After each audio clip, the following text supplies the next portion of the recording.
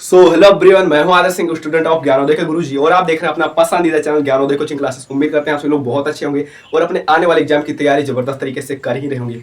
उम्मीद करते हैं आपका हिंदी का एग्जाम जो है बहुत ही अच्छा गया होगा। अगर अच्छा नहीं भी गया तो डोंट वरी, आपको टेंशन लेने की कोई जरूरत नहीं है। अब आपको जो बचे हुए एग्जाम है उन पर ध्यान देना है, उन पर आपको फोकस करना है। आपका आने वाला एग्जाम है मैथ, ठीक है। तो मैथ में जो भी अपनी कंप्लीट बुक का जो भी सारे इंपॉर्टेंट टॉपिक है मैंने बता दिया, कहाँ से क्वेश्चन बनना है, कैसे कौन से फॉर्मूले पूछ जाएंगे, पूरा आपने मैंने बता दिया है। आपने वीडियो नहीं देखा, मैथ ले रखा है तो आप जाकर चैनल पर देख सकते हैं।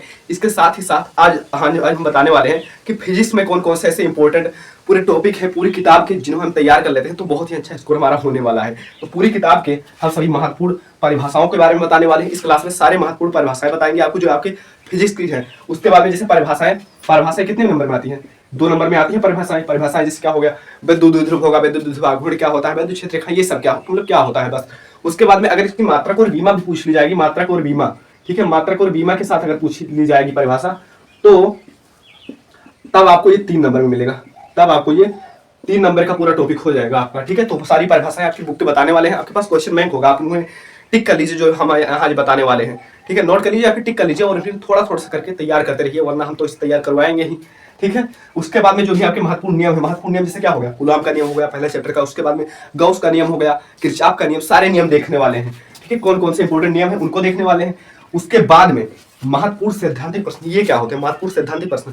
जो सिद्धांत पर आधारित होते हैं, जैसे कि ट्रांसफार्मर किस सिद्धांत पर कार्य करता है, ठीक है। उसके बाद में सिद्धांत क्या होता है, इसकी संरचना का वर्णन कीजिए, इसकी कार्यविधि का वर्णन कीजिए, जिसमें आपको बहुत सारा लिखना होता है, बहुत लिखना होता है, उन्हें कहते हैं सिद्धांतिक प्रश्न। जैसे कि रदरफोर्ड वाला मतलब अल्फा गण पर्किंसन वाला प्रयोग हो गया, परमाणु वाला हो गया, वो सब चीज, ठीक है, ट्रांसफार्मर वाला। इसके साथ ही साथ महत्वपूर्ण निगमन, जो भी आपके फिजिक्स के पूरे कंप्लीट बुक के डेरिवेशन है उन्हें भी आज की क्लास में हम देखने वाले हैं। कौन कौन से डेरिवेशन, ज्यादा नहीं होंगे, मैंने लगभग 10-15 डेरिवेशन है, वो तैयार कर लेंगे तो काम हो जाएगा। इससे ज्यादा आपको तैयार करने की जरूरत नहीं है। डेरिवेशन जब भी आता है 5 अंकों में आता है, 5 अंकों से कम में ये कभी नहीं आता है, मैं बता दूं, ठीक है। कभी कभी ऐसा होता है छोटे डेरिवेशन जो होते हैं 3 नंबर में, नहीं तो 5 नंबर में हमेशा फिक्स है, ठीक है।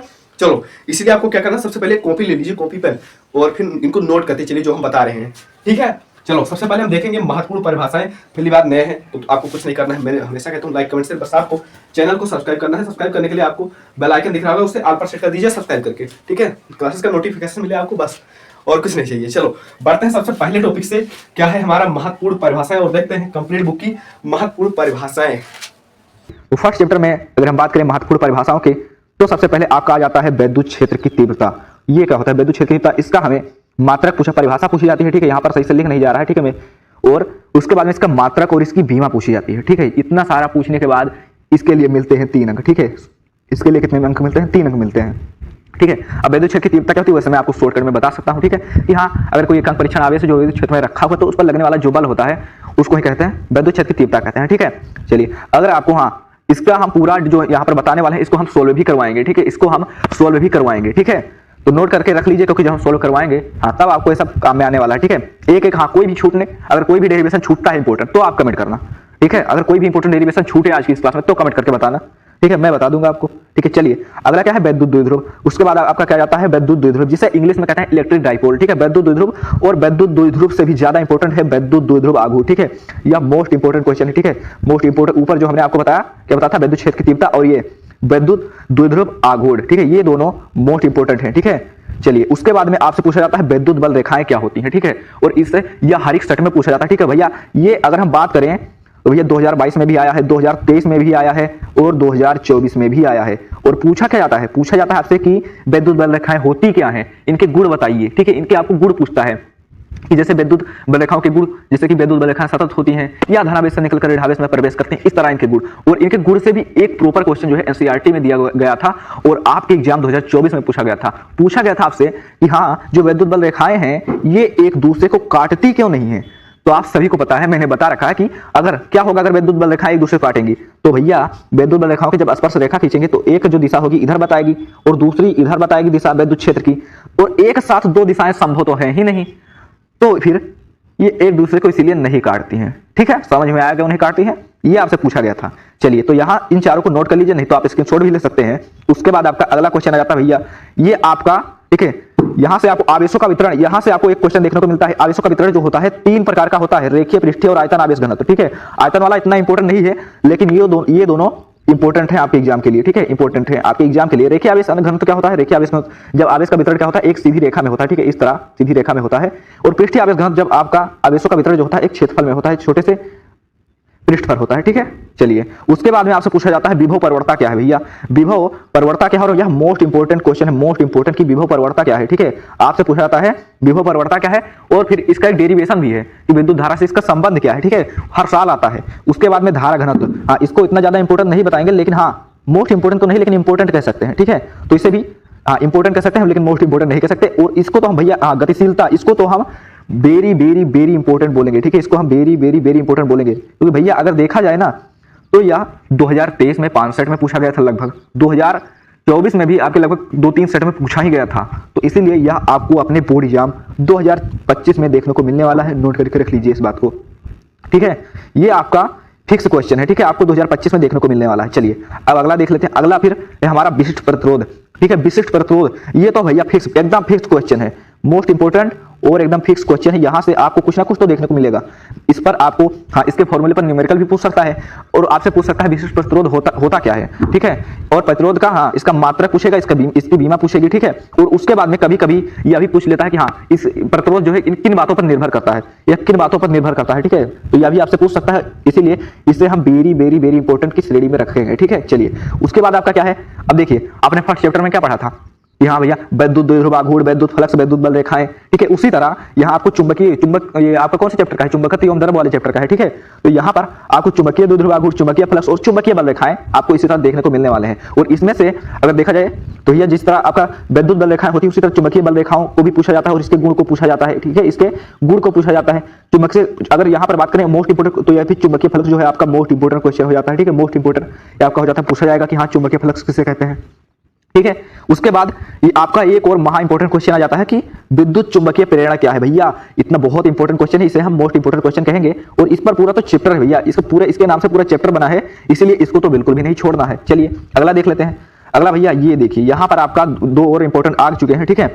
चलिए ज्यादा नहीं है भैया, ज्यादा नहीं है, ठीक है। अब एक ही सेट का थोड़ी बता रहे हैं, आपके यूपी बोर्ड के 7 सेट के बता रहे हैं, तो देर लगेगा, ठीक है, थोड़ा सा टाइम लगेगा, हाँ आधा घंटा लग सकता है। पर हाँ पूरा आपका फिजिक्स में 70 का जो पूरा टॉपिक है, जो कॉन्सेप्ट है, पूरा यहीं से बनने वाला है, ठीक है। जो भी परिभाषाएं, नियम और जो भी आपके सैद्धांतिक प्रश्न और डेरिवेशन है देख लेना, इसके बाहर आ जाए तो बताना भैया, ठीक है। चलिए अब यहां से आपको एक क्वेश्चन तो पूछा जाएगा, स्वप्रेरण गुणांक या फिर अन्योन प्रेरण गुणांक, ठीक है। वेरी वेरी वेरी इंपॉर्टेंट हम कह सकते हैं, और इसमें से आपको एक देखने को जरूर मिलेगा, क्योंकि कोई ना कोई तो एक सेट में मतलब कि रखा ही रहता है हर साल, ठीक है। ये आपके हर साल आने वाले क्वेश्चन है, हर साल आपके आने वाले क्वेश्चन है, एकदम फिक्स क्वेश्चन है 101%, तो इनको नोट कर लीजिए। चलिए उसके बाद में आपका आ जाता है प्रतिवर्ती धारा, ये प्रतिवर्ती धारा वाले चैप्टर का है, प्रतिवर्ती धारा या बोधता का शिखर मान, ठीक है। उसके बाद में एक और ये देखिए अनुनादी आवृत्ति, अनुनादी आवृत्ति, ये भी बहुत ही इंपॉर्टेंट क्वेश्चन है, ठीक है। उसके बाद में आपका आ जाता है विद्युत चुंबकीय तरंगे, ठीक है, विद्युत चुंबकीय तरंगे, नोट कर लीजिए भैया, एक एक इसके बाहर बिल्कुल भी नहीं आएगा, ठीक है। आप ठीक है सब्सक्राइब कर लेना, और एग्जाम देने के बाद आकर कमेंट कर देना, अगर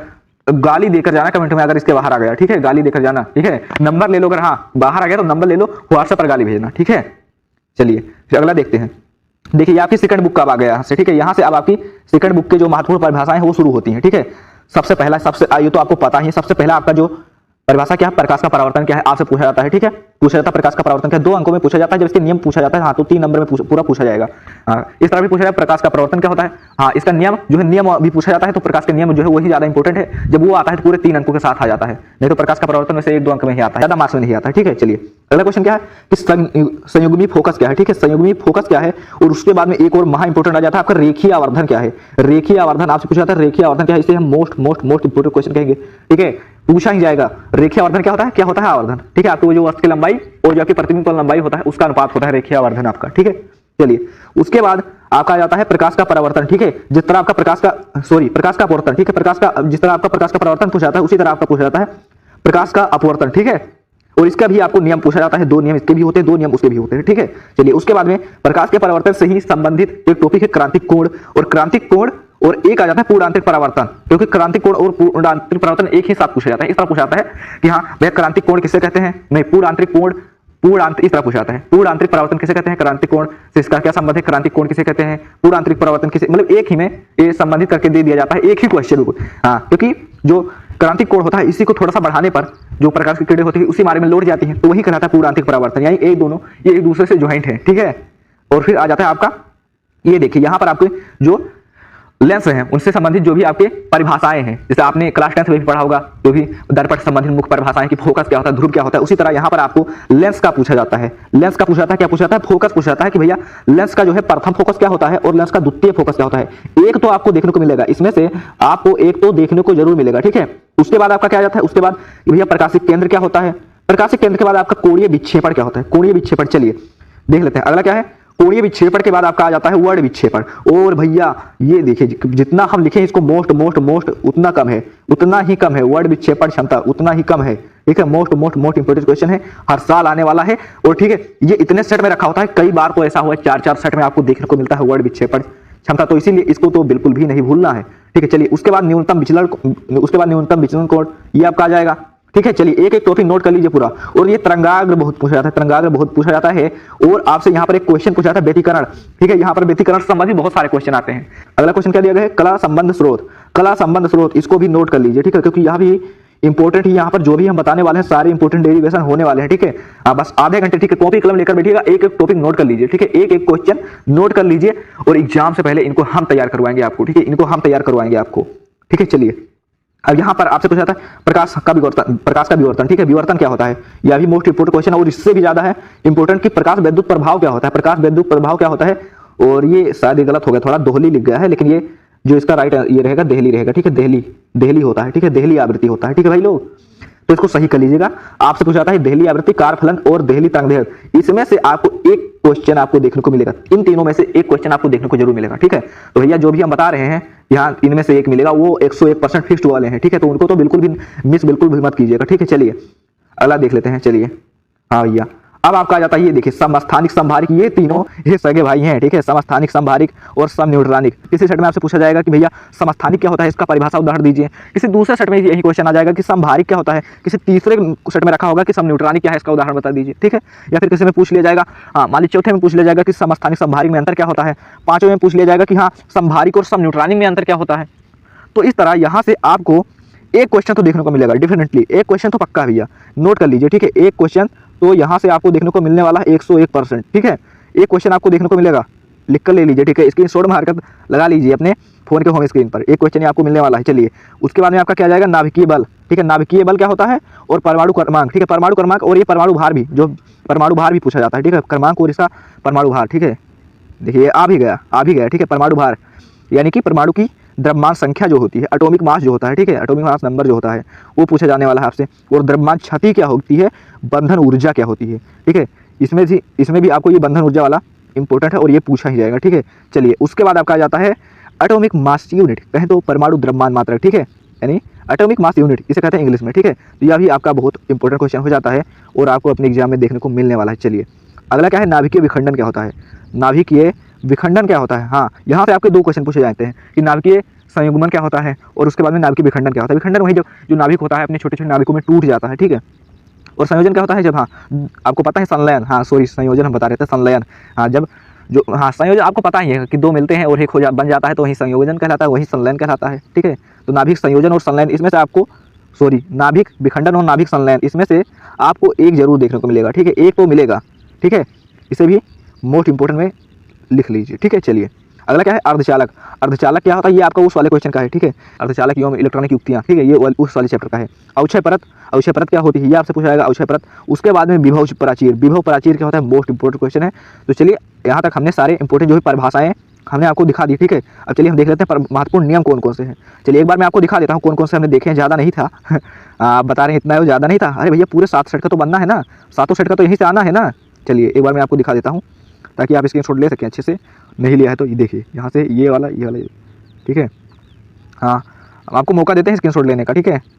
चलिए यहाँ तक हमने देख लिया था, अब चलिए बढ़ते हैं, हम देख लेते हैं अपने महत्वपूर्ण नियम कौन कौन से हैं, ठीक है। महत्वपूर्ण नियम, और यहाँ पर देखिए नियम तो ज़्यादा नहीं पूछा जाएगा, नियम हम आपको हम कुछ ही बता देंगे, ठीक है। 4-5 नियम आपको बताएंगे और यहीं से हाँ एक भी बाहर नहीं आएगा, यकीन मानिए एक भी आपको बाहर नहीं आने वाला है। जो हम बताने वाले हैं वही 101% पूछा जाने वाला है, ठीक है। चलिए देख लेते हैं कौन कौन से।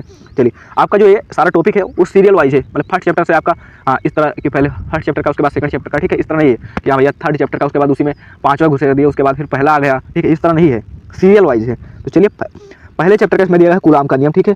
आप सभी को पता है क्लास 12 में शायद ही कोई ऐसा होगा जिसे ना आता हो कूलाम का नियम, ठीक है। ये भी आपका इंपॉर्टेंट क्वेश्चन है। और उसके बाद में जो गोस का नियम है ये तो महा इंपॉर्टेंट है भैया, महा इंपॉर्टेंट है। और यहाँ से तो मतलब तय ही रहता है यार, एक तो बनता ही है। यहाँ किसी में पूछाएगा कि नियम क्या होता है, किसी में पूछ लेगा इसका सत्यापन कीजिए, लेकिन आएगा जरूर, गोस का नियम जो है आएगा जरूर, ठीक है। तो भैया नोट कर लीजिए इसे। चलिए जो लोग नए हैं चैनल को सब्सक्राइब कर लें। ओम का नियम क्या होता है, ओम का नियम, ठीक है, ये आपसे पूछा जाता है। तो ओम का नियम क्या होता है, किसी चालक की भौतिक अवस्था को स्थिर बनाए रखते हुए उसमें भेजी गई धारा उसमें विभवांतर के अनुक्रमणपाती होती है, यही तो होता है ना। ठीक है, बहुत तेज बोले। तो 10th में भी तो पढ़े हैं आप ना, आप लोग 10th में भी पढ़े हैं तो आपको याद होगा, ठीक है। और आसान भी रहने वाला है ओम का नियम। और यह most important, very important question है, ठीक है। ओम का नियम क्या होता है, ठीक है, ये पूछा जाता है। और उसके बाद में किरचॉफ का नियम क्या होता है भैया, इतना इंपॉर्टेंट क्वेश्चन है ना, इतने सेट में पूछा गया है 2022 में, 2023 में और 2024 में लगातार पूछा गया है। और इसीलिए अब यह 2025 में भी आने वाला है। 2025 में आपके एग्जाम में मिलने वाला है। टॉपिक कौन सा है, किरचॉफ का नियम, ठीक है, किरचॉफ का नियम पूछा जाता है। चलिए उसके बाद में, हाँ, विद्युत धारा वाले चैप्टर का। उसके बाद आपका आ जाता है महत्वपूर्ण नियम है। हाँ, थोड़े से और इंपॉर्टेंट नियम है, बस ज़्यादा नहीं है, ठीक है, थोड़े से, बस यही है, ठीक है। चलिए महत्वपूर्ण नियम थोड़े से और हैं बस। अब देखिए यहाँ पर आपका है, ये विद्युत धारा वाले चैप्टर का है। एम्पियर का परिपथीय नियम आपसे पूछा जाता है, एम्पियर का परिपथीय नियम क्या होता है, और यह भी कहे तो मोस्ट इंपॉर्टेंट है, ठीक है, मोस्ट इंपॉर्टेंट क्वेश्चन है। उसके बाद में यहाँ से आपको 2 में से 1 आपको मिलने वाला है, ठीक है, इसमें से आपको 2 में से 1 मिलने वाला है। या तो आपको पूछा जाएगा बायो-सेवर्ट का नियम क्या होता है, या तो आपसे पूछा जाएगा कि फैराडे का विद्युत चुम्बकीय प्रेरण का नियम क्या होता है। इस तरह पूछा जाता है कि फैराडे के विद्युत चुम्बकीय प्रेरण के संबंधित नियम लिखिए, ठीक है, इस तरह से क्वेश्चन पूछा जाता है। उसके बाद में यहाँ पर आपको अपवर्तन और परावर्तन तो हमने बताया ही था ना भाई, कि परावर्तन और अपवर्तन इसका नियम पूछा जाएगा, ठीक है। और यहाँ पर हाँ, अपवर्तन न करके आपको इस तरह भी दिया जा सकता है कि स्नेल का नियम लिखिए, ठीक है। तो कंफ्यूज मत होइएगा, चाहे कहे आपसे प्रकाश के अपवर्तन का नियम या फिर स्नेल का नियम, एक ही होता है, ठीक है। चलिए हाँ, तो अपवर्तन का नियम पूछेगा तो दोनों लिखना पड़ेगा। अपवर्तन की बात कर रहे हैं, ठीक है, जो आपतन कोण है अपवर्तन कोण के बराबर होता है। और दूसरा लिखेंगे कि हाँ, जो एक निश्चित तरंगदैर्घ्य के लिए आपतन कोण की ज्या और अपवर्तन की कोण की ज्या का जो मान होता है, अनुपात का मान जो होता है वो नियत रहता है। लेकिन जब आपसे पूछा जाएगा कि स्नेल का नियम क्या होता है, तो नीचे वाला है यानी सेकंड वाला ही लिखना रहेगा आपको, ठीक है। चलिए देख लेते हैं, यहाँ तक हमारा हो चुका है। अब चलिए हम देख लेते हैं अपने महत्वपूर्ण जो भी क्या है सैद्धांतिक प्रश्न है, ठीक है, नोट कर लीजिए इसे। चलिए उसके बाद हम देखेंगे, हाँ ज़्यादा नहीं, ये 4 इधर है और ये लगभग 4-5 इधर है, बस इन्हें नोट कर लीजिए। अब बढ़ेंगे हम अपने तीसरे टॉपिक पर, है तो सैद्धांतिक प्रश्न पर। उसके बाद ज़्यादा नहीं है, सैद्धांतिक प्रश्न थोड़े से हैं। उसके बाद सभी डेरिवेशन बता देंगे आपको जो भी आपके एग्जाम में आने वाले, उसके बाद तो आपका काम हो जाएगा, ठीक है। न्यूमेरिकल बचेगा, एक क्लास में पूरा खत्म कर देंगे। और आपको मॉडल पेपर जो है यूपीएससी द्वारा जो जारी किया गया उसको भी हम सोल्व करवा देंगे, जिससे उसमें से 30% तो उसमें भी आता है, उससे 30% पूरा आपका पेपर बनता है, ठीक है। तो उसे भी पूरा सोल्व करवा देंगे, तो टेंशन बिल्कुल लेने की जरूरत नहीं है। अगर आपने सिलेबस ही नहीं कंप्लीट किया तो आपका बहुत अच्छा स्कोर होने वाला है, ठीक है। हाँ, बस इस चैनल को सब्सक्राइब कर लीजिए और जुड़े रहिएगा अंत तक, ठीक है। चलिए देख लेते हैं अब अपने महत्वपूर्ण जो सैद्धांतिक प्रश्न है। सैद्धांतिक प्रश्न कहने का अर्थ जो भैया हमारे थ्योरी बेस्ड क्वेश्चन है उन्हें कहते हैं सैद्धांतिक प्रश्न, ठीक है। अब यहाँ पर मैं आपको लगभग 10-11 है, ठीक है, और 11 मैं आपको बताने वाला हूँ। और इसके बाहर नोट कर लीजिए, इसके बाहर एक भी नहीं आने वाला है, ठीक है। इसलिए कॉपी में हेडिंग डालेंगे महत्वपूर्ण सैद्धांतिक प्रश्न, और जो हम यहाँ पर बताने वाले हैं सैद्धांतिक प्रश्न उनको ही नोट करेंगे और उनको ही तैयार करना है, ठीक है।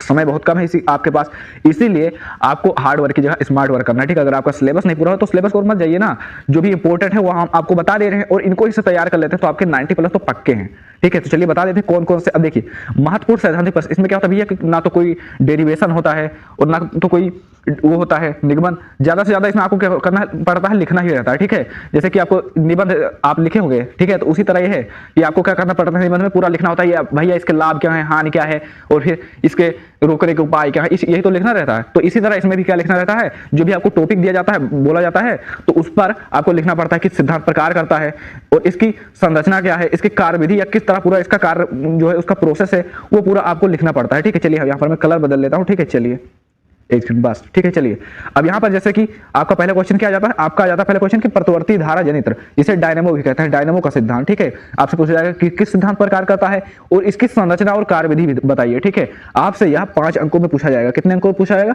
5 अंकों में पूछा जाता है, कभी कभी 3 अंकों में पूछा जाता है। जब 3 अंकों में पूछा जाता है तो सिर्फ इतना पूछेगा कि इसके संरचना और कार्यविधि का वर्णन कीजिए, ठीक है। और इसी तरह आपका आ जाता है ट्रांसफार्मर का सिद्धांत, ठीक है। ये वाला 2024 में, ये दोनों 2024 में पूछे गए हैं। और भैया ट्रांसफार्मर वाला तो बहुत इंपॉर्टेंट है, ये आपका वाइबा का भी काम करता है, ठीक है। वाइबा में भी ट्रांसफार्मर जो है पूछा जाता है इस पर, ठीक है। तो यहाँ से आपका डबल काम हो जाता है। आप जो है महत्वपूर्ण सैद्धांतिक प्रश्न में भी आप इसे तैयार कर लेंगे तो आपका एग्जाम के लिए भी आपका काम हो जाएगा और प्रैक्टिकल के जो 30 नंबर मिलते हैं उसका भी आपका काम हो जाएगा यहाँ से। तो आप इसको जरूर तैयार कर लीजिए। और ये बहुत, यहाँ पर हम लिख देते हैं मोस्ट, कितनी बार लिखें कम है, ठीक है। मोस्ट इंपॉर्टेंट क्वेश्चन है कि आपका कि ट्रांसफार्मर का सिद्धांत पूछेगा और इसकी संरचना और कार्यविधि, ठीक है। इसी तरह आपको एक और क्वेश्चन दिया जाएगा कि हाई गैस के द्वितीय तरंगिकाओं का सिद्धांत, ठीक है। ये आपका डेरिवेशन में भी आपका एक आता है, ये हाइगेंस के द्वितीयक तरंगिकाओं के सिद्धांत के आधार पर अपवर्तन और परावर्तन का वो आता है, ठीक है, प्रूफ। तो सैद्धांतिक प्रश्न में भी आता है और डेरिवेशन में भी आता है, और दोनों में जब भी आता है 5 नंबर देकर जाता है, हमेशा 5 नंबर देकर जाता है, इसलिए हल्के में बिल्कुल भी मत दीजिए कोई भी। और यहाँ पर एक आ जाता है महा इंपॉर्टेंट क्वेश्चन की रदरफोर्ड का अल्फा कण परिकीर्णन का सिद्धांत। भैया आपने 9th में भी पढ़ रखा होगा, रदरफोर्ड का अल्फा कण परिकीर्णन का सिद्धांत क्या था, उन्होंने एक सोने की पन्नी ली थी और उस पर अल्फा कण की जो है बमबारी करवाई थी, ठीक है। तो देखा था कि जो अल्फा कण है कुछ टकराकर 90 अंश पर विक्षेपित हो जा रहे हैं, कुछ थोड़ी दूर से विक्षेपित हो रहे हैं, ठीक है, कुछ नजदीक से, और कुछ क्या है यहाँ से बिना भेदे पूरे पार कर जा रहे हैं। तो उन्होंने उसके आधार पर जो परमाणु के पूरा स्ट्रक्चर की व्याख्या की थी और बताया था कि हाँ नाभिक क्या होता है, कैसे होता है, ठीक है। चलिए, तो आपको पता होगा, तो आप इसे आसानी से लिख भी सकते हैं, ठीक है। रदरफोर्ड का अल्फा कण परिकीर्णन प्रयोग, और कहने का था कि देखिए अब ये 2022 में भी पूछा गया है, 2023 में भी और 2024 में भी पूछा गया है, ठीक है, इसीलिए बहुत ही इंपॉर्टेंट हो जाता है, आप इसे भी नोट कर लीजिए, ठीक है। चलिए देखते हैं अगला क्या है। देखिए रदरफोर्ड, मैंने कहा था आपके जो परमाणु वाला चैप्टर है उसमें आपको रदरफोर्ड का, पहला रदरफोर्ड का परमाणु मॉडल, दूसरा बोर का और तीसरा थॉमसन का परमाणु मॉडल, तीनों के आपको परमाणु मॉडल और उनकी कमियों को अच्छे से देख कर ही जाना है, ठीक है। जैसे कि यहाँ पर रदरफोर्ड का परमाणु मॉडल पूछेगा, और बहुत बार इससे भी ज्यादा बार पूछा जाता है कि रदरफोर्ड के परमाणु मॉडल की कमियां क्या है, ठीक है, कमियां बहुत ढूंढी जाती है, ठीक है। रदरफोर्ड के परमाणु मॉडल की कमियां क्या है ये पूछा जाता है, और 2024 में भी आप पेपर उठाकर देखिए, कई सेट में 2024 में यह पूछा गया है, इसीलिए यह मोस्ट इंपोर्टेंट क्वेश्चन हो जाता है, ठीक है। चलिए उसके बाद क्या है आपका, देखिए, ठीक है, ये आपके लास्ट वाले चैप्टर का है, वो जो है इलेक्ट्रॉनिक युक्तियां वाले चैप्टर का, ठीक है। उसमें आपको क्या दिया जाएगा कि हाँ पीएन संधि डायोड का अभिनीत या फिर पीएन संधि डायोड का पश्च अभिनीत, एक तो मिलेगा आपको, और मिलेगा कितने अंकों में, पूरे 3 अंकों में मिलने वाला है, ठीक है। अब इस पर 5 अंकों वाले भी पूछे जाते हैं, 5 अंक वाले इधर है, ठीक है, ये देखिए ये है आपके 5 अंक वाले। आपसे 5 अंक में जब दिया जाएगा तो क्या पूछा जाएगा कि भैया पीएन संधि डायोड अर्ध तरंग दृष्टिकारी के रूप में और पीएन संधि डायोड पूर्ण तरंग दृष्टिकारी के रूप में, तो जब इस तरह पूछा जाएगा तब आपको 5 नंबर मिलने वाला है, ठीक है। चलिए, तो यहाँ पर मैंने आपको 10-12 कुछ ऐसे बताए हैं जो सैद्धांतिक आपके प्रश्न हैं, ठीक है। तो यहाँ पर भी आप जो है इंपॉर्टेंट नोट करेंगे, प्रतिवर्ती धारा जनित्र वाला और ट्रांसफार्मर वाला और रदरफोर्ड वाला, ठीक है। उसके बाद में इधर आपका क्या जाएगा, बोर वाला और ये पीएन संधि डायोड वाला। चलिए अब देख लेते हैं हमारे जो महत्वपूर्ण निगमन है भैया, ठीक है। 4 से 5 निगमन तो पूछा ही जाएगा, ठीक है। यहाँ पर मैं आपको बताने वाला हूँ लगभग, हाँ ज्यादा नहीं है, 12 लगभग 18, हाँ 17 से 18 निगमन है, इसमें भी आपको हम मोस्ट इंपोर्टेंट निगमन आपको बताने वाले हैं। तो अब यहीं से देखिए, यहीं से 7 सेट का बनना है, ठीक है। तो पूछा तो जाएगा, मतलब कि अगर इस सेट में नहीं आएगा तो उस सेट में, लेकिन हाँ इसके बाहर नहीं आएगा, ये बात ध्यान में रखिए कि इसके बाहर नहीं आने वाला है कुछ भी। चलिए देख लेते हैं कौन कौन से महत्वपूर्ण निगमन। तो देखिए यहाँ पर अब देखिए चैप्टर वाइज, हमने आपको पहले ही बताया कि हमने जो है सारे इंपोर्टेंट जो क्वेश्चन है वो चैप्टर वाइज रखे हैं, ठीक है, जिससे आपको क्या है आसानी से समझ में आ सके, ठीक है। तो यहाँ पर आपका जो सबसे पहला क्वेश्चन है क्या आ जाएगा कि विद्युत द्विध्रुव के कारण, एक सेकंड, विद्युत द्विध्रुव के कारण अक्षीय व निरक्षीय स्थिति में विद्युत क्षेत्र की तीव्रता, ठीक है, आप इसको नोट कर लीजिए, ठीक। अक्षीय और निरक्षीय हर साल पूछा जाता है, ठीक है, और 7 सेट में पूछा जाता है। ऐसा एक टॉपिक है जो 7 सेट में पूछा जाता है, अक्षीय और निरक्षीय स्थिति में विद्युत क्षेत्र की तीव्रता। अब पिछले साल ही देख लीजिए दोनों कि 3 सेट में ये रखा हुआ था तो 3 सेट में ये रखा हुआ था, ठीक है, इसीलिए बहुत ही इंपॉर्टेंट हो जाता है आपका अक्षीय और निरक्षीय वाला, ठीक है। तो इसे मोस्ट इंपोर्टेंट में आप इसे नोट करेंगे, मोस्ट इंपोर्टेंट में, ठीक है। अक्षीय और निरक्षीय स्थिति में विद्युत क्षेत्र की तीव्रता, वो भी विद्युत द्विध्रुव के कारण। उसके बाद आपका क्या आ जाता है, एक समान विद्युत क्षेत्र में द्विध्रुव पर लगने वाला बल आघूर्ण का व्यंजक, ठीक है। ये कभी कभी इस तरह भी पूछा जाता है, बल आघूर्ण न करके प्रत्यानयन बल युग्म आ जाता है, तो कंफ्यूज मत होइएगा, मतलब एक ही होता है, ठीक है। चलिए और फिर आगे क्या दिया गया है, ये देखिए ये गोस की प्रमेय का अनुप्रयोग है कि अनंत विस्तार की समतल आवेशित चादर के कारण इसके निकट विद्युत क्षेत्र की तीव्रता। इसमें आपको हाँ 3 मिलते हैं, 3 अनुप्रयोग इसके होते हैं, लेकिन हाँ सबसे इंपॉर्टेंट वाला ये है, ठीक है, जो गोस की प्रमेय है उसका सबसे इंपॉर्टेंट अनुप्रयोग यही है, हाँ तो इसे ध्यान में रखिए। उसके बाद ये आपके सेकंड चैप्टर का जो है इंपॉर्टेंट डेरिवेशन है, कहा जाता है कि समांतर प्लेट संधारित्र की धारिता के लिए सूत्र का निगमन। अब देखिए इतना इंपॉर्टेंट क्वेश्चन है, सबसे इंपॉर्टेंट मोस्ट महा इंपॉर्टेंट में इसे नोट करेंगे, महा इंपॉर्टेंट में से नोट करेंगे सभी लोग, ठीक है, स्क्रीनशॉट ले लीजिए, क्योंकि आपके एग्जाम में ये कई साल में देखिए, अगर पिछले साल भी उठाकर देखिए 2024 में ये कई सेट में 3 से 4 सेट में पूछा गया था, ठीक है। समांतर प्लेट संधारित्र की धारिता के लिए सूत्र का निगमन। चलिए उसके बाद आपका क्या जाता है, देखिए व्हीट स्टोन सेतु की संतुलन अवस्था में उनकी भुजाओं के प्रतिरोध में संबंध, ठीक है, व्हीट स्टोन सेतु की संतुलन अवस्था में उनकी भुजाओं के प्रतिरोध में संबंध। देखिए इसका सूत्र क्या होता है, व्हीट स्टोन सेतु का सूत्र P/Q इस तरह होता है, P/Q बराबर R/S, यही होता है, ठीक है।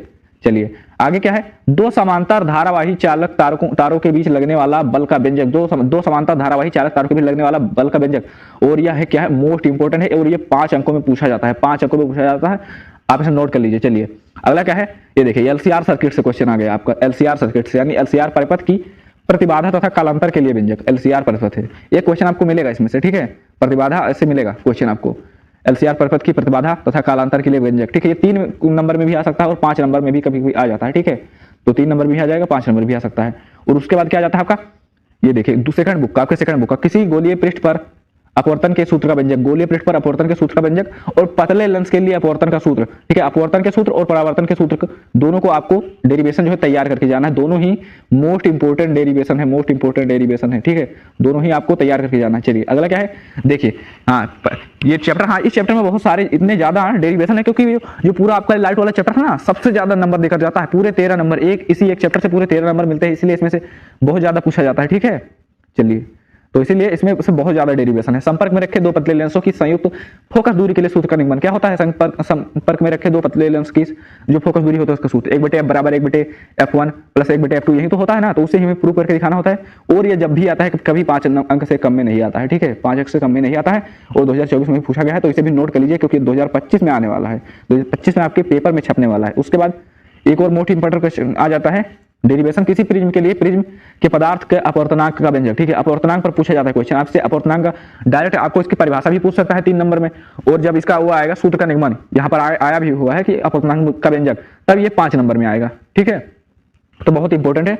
यहाँ से आपके 2 हाँ या तो परिभाषा या तो सूत्र एक पूछा जाएगा। चलिए उसके बाद आपका इसके नेक्स्ट चैप्टर का है, ठीक है। हाइगेंस की द्वितीयक तरंगिकाओं के सिद्धांत के आधार पर परावर्तन की व्याख्या भी हमने कुछ देर पहले आपको बताया था, जब मैंने हाइगेंस वाला वो बताया था सैद्धांतिक प्रश्न, उसमें बताया था, तब हमने बताया था कि हाँ डेरिवेशन में भी पूछा जाता है।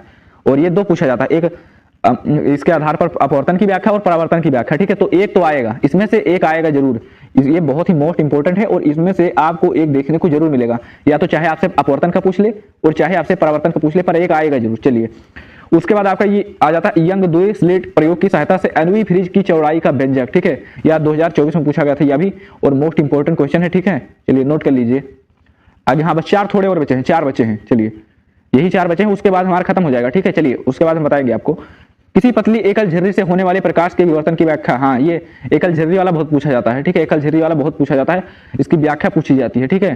तो नोट करेंगे इसे भी, यह भी बहुत इंपॉर्टेंट है, लिखा नहीं जा रहा है इसमें से, ठीक है।